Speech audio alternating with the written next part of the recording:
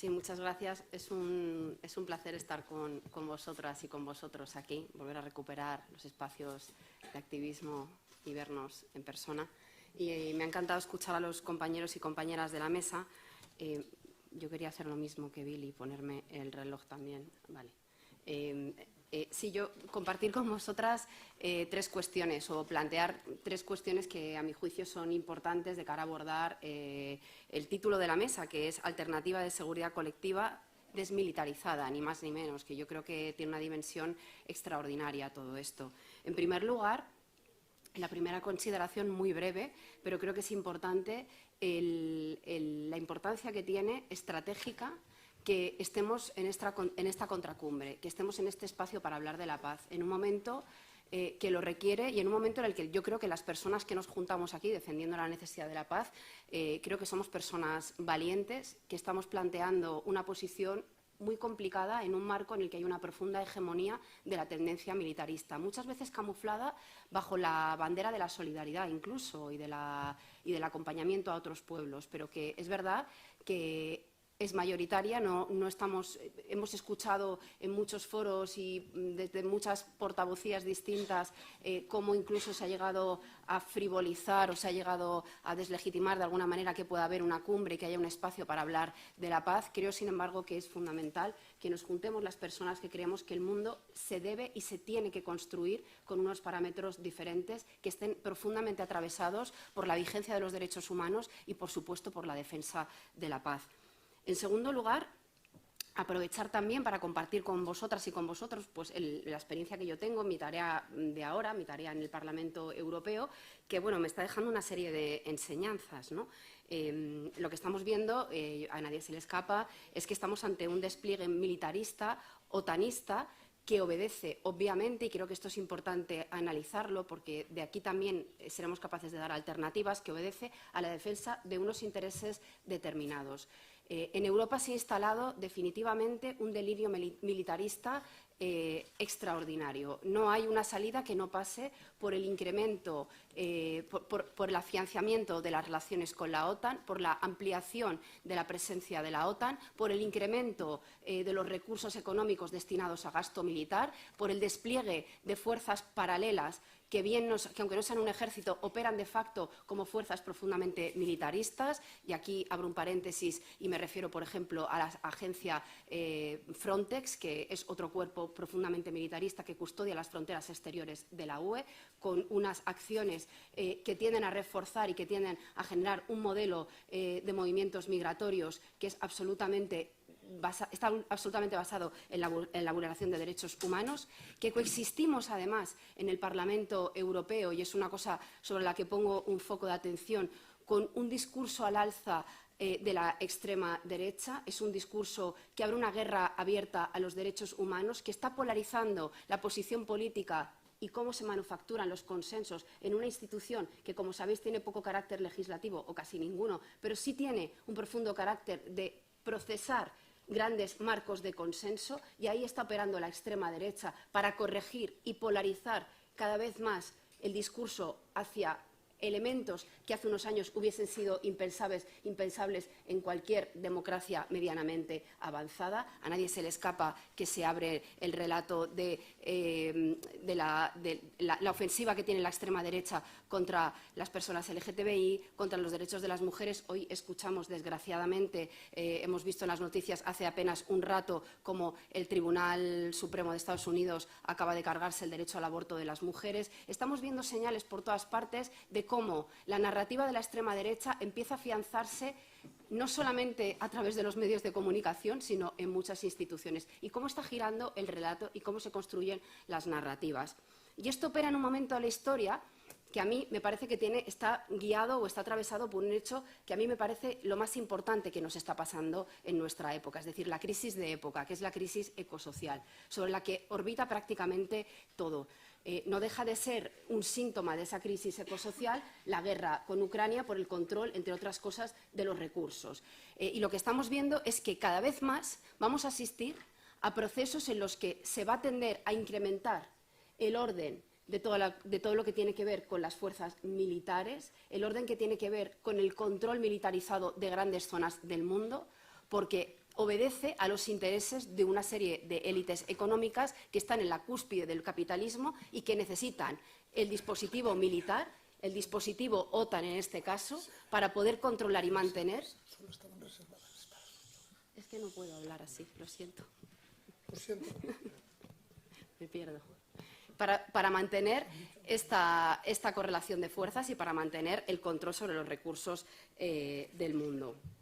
Estamos viendo además, por ejemplo, en Europa, estamos viendo el incremento de la apuesta, como os decía, por la OTAN. Se está viendo que países que históricamente se han mantenido al margen están entrando precisamente como consecuencia de la guerra en Ucrania. Estamos viendo el despliegue y la propuesta de la brújula estratégica que hizo recientemente el alto representante José Borrell, que no deja de ser un argumento y un instrumento que mantiene la subalternidad de Europa a los intereses estratégicos de Estados Unidos. Estamos viendo cómo se aumenta de forma dramática el presupuesto, como os decía, de Frontex, de la Agencia de Control de Fronteras y demás. Estamos viendo cómo muchísimos fondos europeos están destinados aparentemente a políticas de cooperación y, sin embargo, están destinados a financiar políticas de contención de seres humanos que huyen, en muchos casos, de procesos bélicos, muchas veces participados por Europa o directamente procesos de extractivismo, y vienen hacia acá, y cómo se les está frenando a través de la puesta en marcha de esta Agencia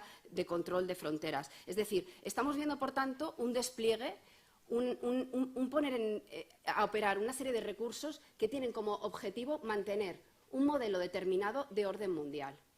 que lejos de atender a lo que está sucediendo, a la crisis ecosocial, a las necesidades de los pueblos, a las necesidades humanas, está desatendiendo todo esto y se está poniendo a funcionar en otro plano. Y yo creo que es importante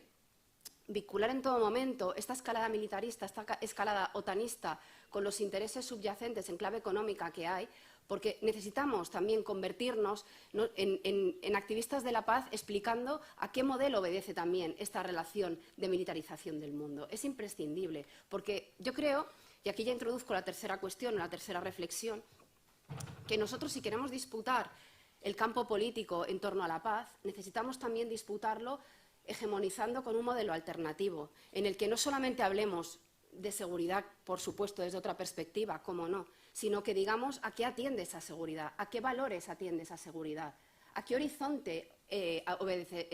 este planteamiento de seguridad. Y claro, es importante hablar de seguridad humana porque nuestro modelo tiene que ser, si queremos ir hacia un horizonte de movilización y de esperanza, un horizonte en el que se considere los peligros y los retos que genera la crisis ecosocial y, por tanto, cómo construir comunidades resilientes frente al cambio climático, tendremos que plantear la seguridad en esa clave y en esos términos. Nunca desde la perspectiva de la militarización, sino todo lo contrario, desde la perspectiva, 1,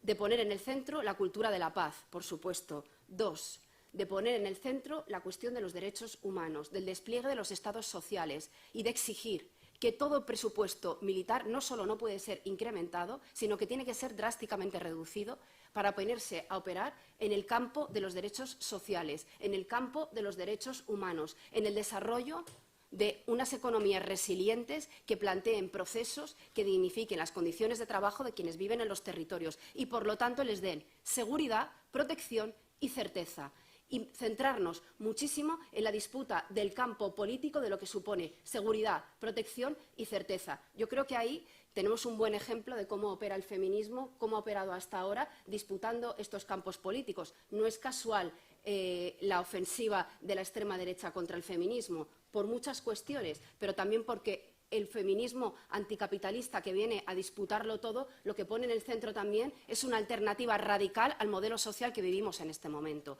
Y, por lo tanto, es exitoso. Es exitoso.